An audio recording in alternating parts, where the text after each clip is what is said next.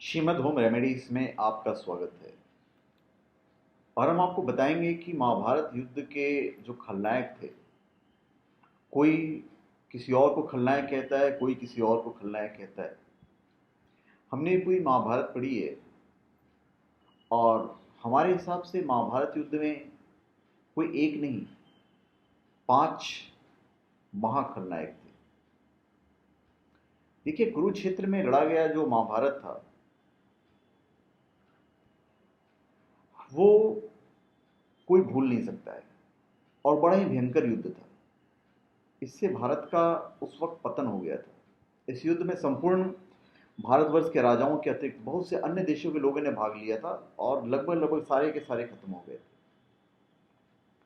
अब इतना बड़ा जो युद्ध हुआ, इसका सबसे बड़ा खलनायक कौन था? इसका जवाब बहुत लोग या तो शकुनी देंगे, बहुत लोग दुर्योधन देंगे, हो सकता है कुछ लोग धृतराष्ट्र बोलें और कुछ लोग दुशासन बोलें। लेकिन और भी लोग हैं, सबके अपने अपने मत हैं।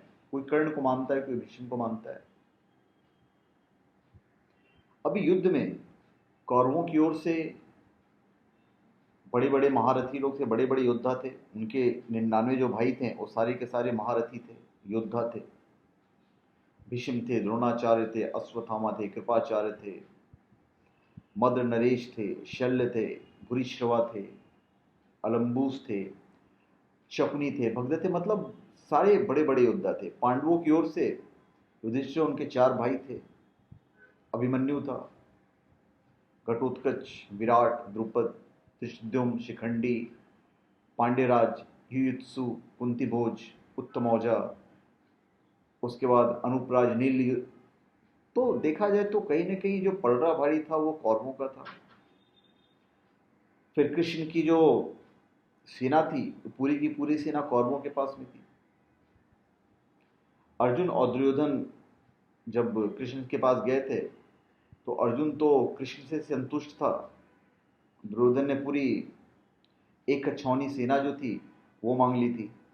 तो कौरवों के पास 11 अछौनी तथा पांडवों में 7 अछौनी सेना एकत्रित थी। तो जो डिफरेंस था आसमान जमीन का था। अब सबसे आते हैं भीष्म के कैरेक्टर के ऊपर। कुछ लोगों का मानना है कि देवव्रत भीष्म को खलनायक मानना जाना चाहिए। भीष्म ने अंबा, अंबिका और अंबालिका की भावनाओं को कुचलकर जो कार्य किया था वो अमानवीय था। आप किसी की बेटी को यूं ही क्यों उठा लोगे यार? किसी की बहन को ऐसे कैसे उठा ले आओगे उनकी मर्जी के खिलाफ? जिससे चाहोगे आप शक्तिशाली हो तो आप किसी को भी उठा के किसी के साथ शादी करा दोगे? बिल्कुल गलत बात थी। तो ये जो भीष्म पितामह ने जो किया था सरासर गलत था। अगर आज की तारीख में अगर ऐसा वो करते तब तो भाई उनको जेल जाना पड़ता। जाना पड़ता है नहीं, बताओ? तो जो किया उन्होंने गलत किया। भीष्म ने ऐसे कई अपराध किए हैं जो किसी भी तरह से धर्म द्वारा उचित नहीं है। इसलिए कहा जाता है कि वे अधर्म के साथ होने के कारण आदर्श चरित्र के नहीं हो सकते। शांतनु सत्यवती के रूप और सौंदर्य से मुग्ध होकर उसे प्यार करने लगे थे। वो उससे प्यार विवाह करना चाहते थे, लेकिन सत्यवती ने शर्त रख दी थी जिसे पूरी नहीं कर सकते थे। इसके कारण दुखी और उदास थे। तब भीष्म ने प्रतिज्ञा की, सारी शर्तें मान ली और प्रतिज्ञा कर ली कि हम विवाह नहीं करेंगे। सत्यवती के कारण ही भीष्म को आजीवन ब्रह्मचर्य रहने की कसम खानी पड़ी थी। अगर वे कसम नहीं खाते तो जरूर उनका विवाह होता और फिर ये महाभारत युद्ध नहीं होता। क्योंकि सत्यवती नहीं होती तो महाभारत युद्ध नहीं होता। सत्यवती के कहने पर ही भीष्म ने काशी नरेश की तीनों पुत्रियां अंबा, अंबालिका और अंबिका का अपहरण कर लिया था। बाद में अंबा को छोड़कर सत्यवती के पुत्र विचित्रवीर्य से अंबालिका और अंबिका का विवाह करा दिया था। तो ये तो अच्छी बात नहीं थी जो उन्होंने किया था। सेम चीज फिर गांधारी और उनके पिता सुबल की इच्छा के विरुद्ध भीष्म ने धृतराष्ट्र का विवाह गांधारी से करवाया था, क्योंकि भीष्म बहुत शक्तिशाली थे। फिर वहीं पे फिर नींव पड़ी महाभारत की। उसी की वजह से शकुनी ने प्रण कर लिया था।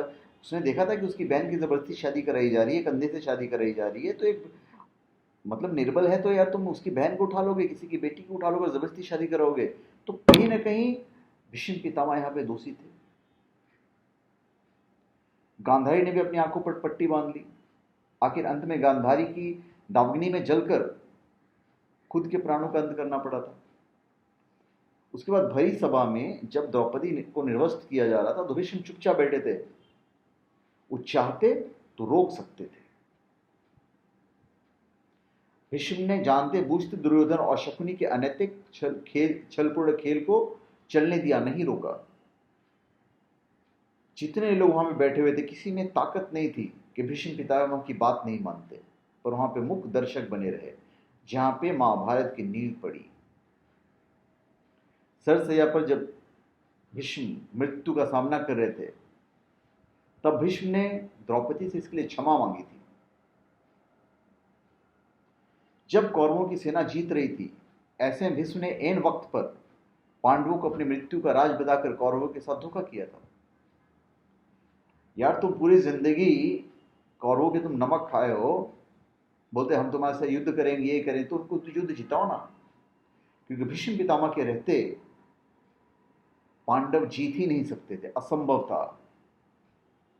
इच्छा मृत्यु का वरदान था उनके पास, उनसे बड़ा शक्तिशाली कोई नहीं था। तो फिर आपने अपनी इच्छा, अपनी मृत्यु का राज क्यों बताया? तो आपने कौरवों के साथ धोखा किया। फिर भी भीष्म को किसी भी तरह से खलनायक नहीं माना जा सकता, क्योंकि भीष्म ने जो भी किया था वो हस्तिनापुर के सिंहासन की रक्षा और कुरु वंश को बचाने के लिए किया था। तो फिर सबसे बड़ा खलनायक कौन था? तो देखिए यहां पे हम भीष्म, जब हम किसी चीज को पॉजिटिव और नेगेटिव दोनों ओर से सोचते हैं तो हम नेगेटिव पॉइंट को सारे के सारे रखेंगे। तो हमने भीष्म के जो नेगेटिव पॉइंट्स थे वो मैंने रखा है, फिर भी हम उनको सबसे बड़ा खलनायक नहीं मान सकते। अब हम आते हैं धृतराष्ट्र के ऊपर। सत्यवती के चित्रांगद और विचित्रवीर्य नामक दो पुत्र हुए। पहला अल्पावस्था में मर गया तो दूसरे का विवाह काशी नरेश की पुत्री अंबिका और अंबालिका से किया गया, लेकिन इन दोनों से विचित्रवीर्य को कोई संतान नहीं हुई। तब सत्यवती ने पराशर से उत्पन्न पुत्र वेदव्यास के माध्यम से अंबिका और अंबालिका से पुत्र उत्पन्न कराए। अंबिका से धृतराष्ट्र और अंबालिका से पांडु का जन्म हुआ। इसी दौरान सत्यवती ने एक दासी से भी वेदव्यास के नियोग करने का कहा, जिसे विदुर जन्मे। पांडु तो सातवें जंगल चले गए। अब ऐसे में धृतराष्ट्र को सिंहासन संभालना पड़ा। किंवदंती है कि गांधारी धृतराष्ट्र से विवाह नहीं करना चाहती थी, या देखो भाई एक अंधे से कौन शादी करना चाहेगा, और गांधारी बहुत खूबसूरत भी थी। ना तो शकुनी चाहता था जानने के बाद, और ना तो जो सुबल थे गांधारी के पिता वही चाहते थे। पर भीष्म के आगे किसी की एक नहीं चली क्योंकि वो शक्तिशाली थे। तो वहां पे भीष्म पितामह ने अपनी शक्ति का दुरुपयोग कर गांधारी की विवाह धृतराष्ट्र से करवाया था। लेकिन जब विवाह हो ही गया तब गांधारी ने सब कुछ भूलकर अपना जीवन पति सेवा में लगा दिया। पतिव्रता थी वो। जब गांधारी गर्भ से थी तब धृतराष्ट्र ने अपनी ही सेविका के साथ सहवास किया, जिससे उनको युयुत्सु नामक एक पुत्र मिला। गांधारी के लाख समझाने के बावजूद धृतराष्ट्र ने अपने ससुर, मतलब गांधारी के जो पिता थे, और उनके पुत्रों जो गांधारी के भाई थे, उनको आजीवन कारागार में डाल दिया था। इसके लिए शकुनी बहुत दुखी हुए थे, और यहीं से एक शकुनी जन्म हुआ, एक खलनायक जन्म हुआ। वयोवृद्ध और ज्ञानी होने के बावजूद धृतराष्ट्र के मुंह से कभी न्याय संगत बात नहीं निकली। पुत्र मोह में उन्होंने कभी गांधारी को न्यायोचित बात पर ध्यान नहीं दिया।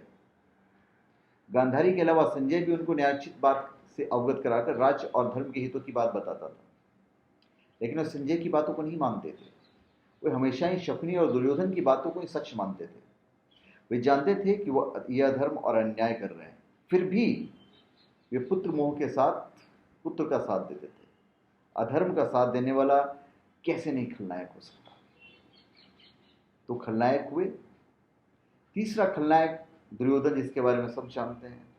दुर्योधन की जिद, अहंकार और लालच ने लोगों को युद्ध के आंख में झोंक दिया था। इसलिए दुर्योधन को महाभारत का खलनायक कहा जाता है। महाभारत की कथा में ऐसा प्रसंग भी आता है कि दुर्योधन ने काम पीड़ित होकर कुंवारी कन्याओं का अपहरण किया था। दूध क्रीड़ा में पांडवों की हार जाने पर जब दुर्योधन भरी सभा में द्रौपदी का अपमान कर रहा था, तब गांधारी ने इसका विरोध किया था।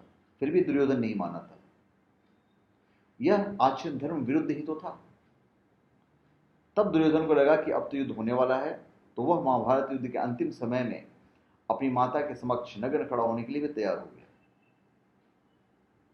महाभारत में दुर्योधन के अनाचार और अत्याचार के किस्से भी हैं। पांडवों को बिना किसी अपराध के उसने तो जलाकर मारने की योजना की मंजूरी दी थी, और उसने हर जगह पे, जब तक युद्ध नहीं हुआ था तब तक उसने हमेशा पांडवों को सताया है किसी न किसी प्रकार, उनकी हमेशा हत्या की प्लानिंग की है। चौथा खलनायक है अश्वत्थामा। माना जाता है कि अश्वत्थामा इस युद्ध का सबसे बड़ा खलनायक है, क्योंकि उनके ही अप्रत्यक्ष संचालन में युद्ध चल रहा था। युद्ध में सबसे शक्तिशाली वही एकमात्र योद्धा थे। देखा जाए तो अश्वत्थामा सबसे बड़े वीर थे वहां पे, और सबसे ज्यादा समझदार थे। गुरु द्रोण के पुत्र अश्वत्थामा युद्ध की संपूर्ण कलाओं के ज्ञाता थे। उन्हें संपूर्ण वेदों और धर्मशास्त्रों का ज्ञान था। द्रोण ने अपने शिष्यों को हर तरह की शिक्षा दी थी, लेकिन कुछ ऐसी विद्याएं और शिक्षाएं थी जो उन्होंने सिर्फ अश्वत्थामा को बताई थी। अश्वत्थामा महाभारत युद्ध में कौरवों के पक्ष में सेनापति थे।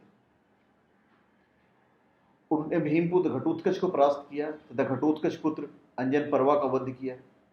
इसके अतिरिक्त द्रुपद कुमार, शत्रुंजय, बलानिक, जयानौक, यश, राजा श्रुताहु को भी मार डाला था।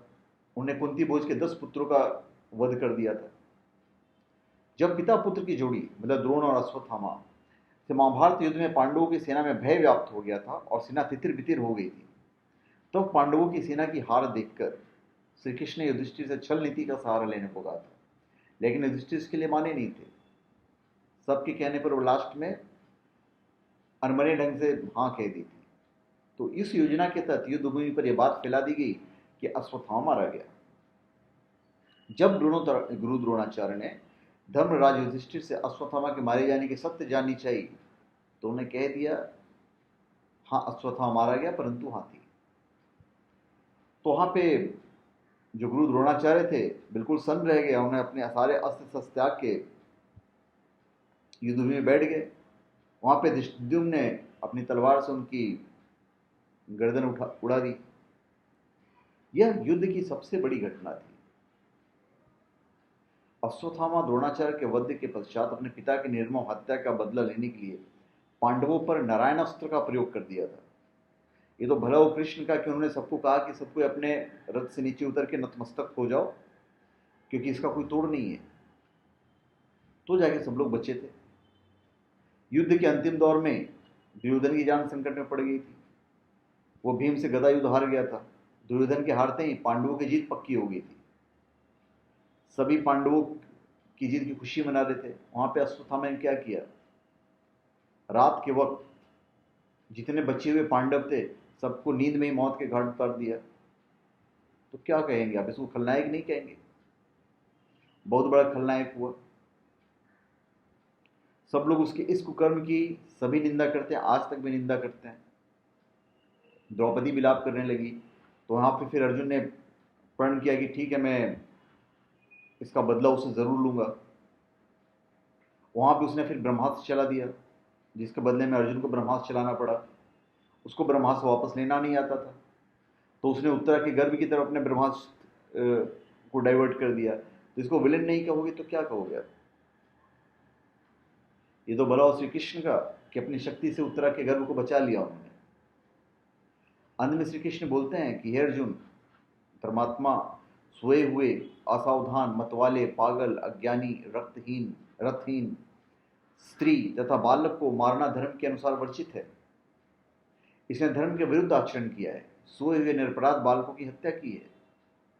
जीवित रहेगा तो पुनः पाप करेगा, अतः तत्काल इसका वध करके इसका कटा हुआ सिर द्रौपदी के सामने रखकर अपनी प्रतिज्ञा पूरी कर लो। पर श्री कृष्ण के इन वचनों को सुनने के बाद भी अर्जुन को अपने गुरु पुत्र पे दया आ गई थी, और बाद में जब द्रौपदी के पास ले गए तो द्रौपदी को भी दया आ गई थी। बोलिए तो ब्राह्मण है, इनको छोड़ दिया जाए। तो फिर इनको क्यों नहीं माने खलनायक? खलनायक हैं। इसके बाद हम शकुनी पे आते हैं, तो नो डाउट खलनायक है भाई, ये सबसे बड़े खलनायक शकुनी है। बहुत से लोग कहते हैं कि शकुनी नहीं होता तो महाभारत युद्ध नहीं होता, ये हकीकत है। सब कुछ ठीक ठाक चल रहा था, कौरवों और पांडवों में किसी प्रकार का कोई मतभेद नहीं था, लेकिन शकुनी ने दोनों के बीच प्रतिष्ठा और सम्मान की लड़ाई पैदा कर दी। शकुनी ने ही दुर्योधन के मन में पांडवों के प्रति बैरभाव बिठाया था। शकुनी न सिर्फ यही कार्य नहीं किया, उसने दुर्योधन सहित धृतराष्ट्र के सभी पुत्रों के चरित्र को बिगाड़ने का काम किया। उसका दिमाग छल कपट और अनितिपूर्ण से परिपूर्ण था। शकुनी मामा थे। आज कोई अपने बेटे का नाम शकुनी नहीं रखता है, इतने बड़े खलनायक थे वो कि शकुनी मामा थे, कौरवों के दुश्मन, सबसे बड़े दुश्मन, और वो इस महाभारत युद्ध के सबसे बड़े खलनायक थे। गांधारी, और हो भी क्यों नहीं, गांधारी की इच्छा के विरुद्ध भीष्म ने उसका विवाह धृतराष्ट्र से कराया था। शकुनी के बाप को उठाकर, शकुनी के भाई को उठाकर धृतराष्ट्र ने कारागार में डलवा दिया था, तो क्यों नहीं बदला लेगा? तो वो अपनी जगह पे सही था। पर रही खलनायक की बात, तो महाभारत का सबसे बड़ा खलनायक शकुनी भी थे। अगर शकुनी नहीं होते तो महाभारत युद्ध नहीं होता।